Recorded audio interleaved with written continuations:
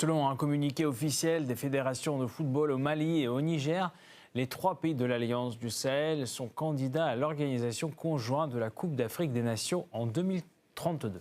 3 présidents de fédération des 3 États ont présenté au président de la CAF leur vision commune d'une organisation de la CAN. Pour sa part, l'instance dirigeante du football africain a validé leur candidature. La Fédération nigérienne de football informe l'opinion publique nationale et la famille du football que la Confédération africaine de football a officiellement confirmé que la déclaration d'intérêt du Burkina Faso, du Mali et du Niger pour l'organisation de la Coupe d'Afrique des Nations 2032 est réputée acquise.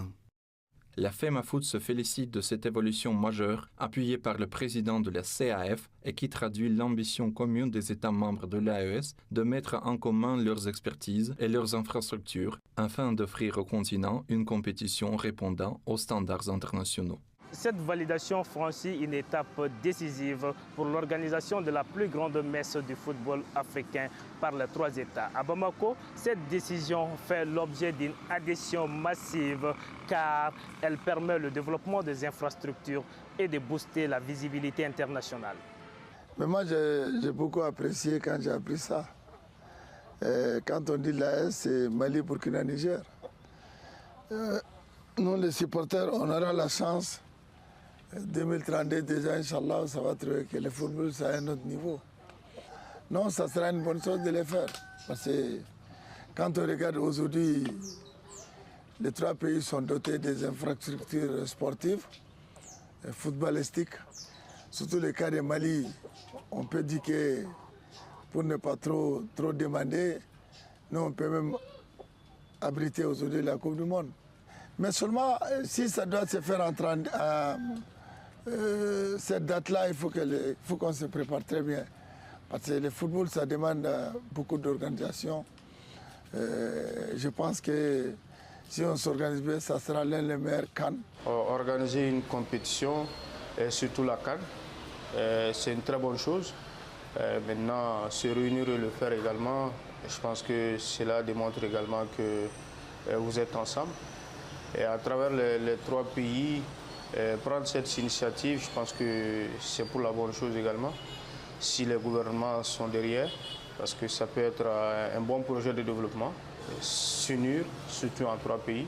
Après, je veux dire, la création de cette confédération, ensuite les premiers jeux également de l'AES, étendre ça à l'organisation d'une très grande compétition.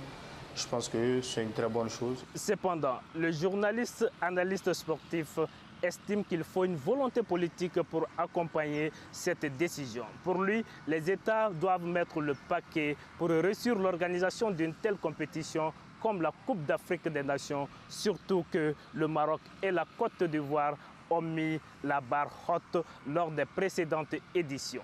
Alors la CAN aujourd'hui, c'est 24 nations et il faut également à peu près 6 sites, je veux dire 6 stades, donc pour organiser un tel événement.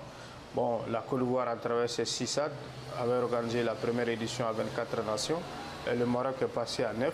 Et aujourd'hui, je pense qu'avec les 3 pays, ils peuvent également aller au-delà. Il y a une chance, mais il va falloir, au-delà de l'intention, montrer beaucoup plus à travers le cahier de charges que nous aussi nous proposons. Qu'est-ce que les 3 pays proposent de mieux et comment est-ce que les 3 pays également peuvent accueillir les autres nations qui seront qualifiées ou sinon même l'Afrique et le monde à venir également regarder la compétition, ce jeu, avec tout ce qui est cité et annoncé comme insécurité.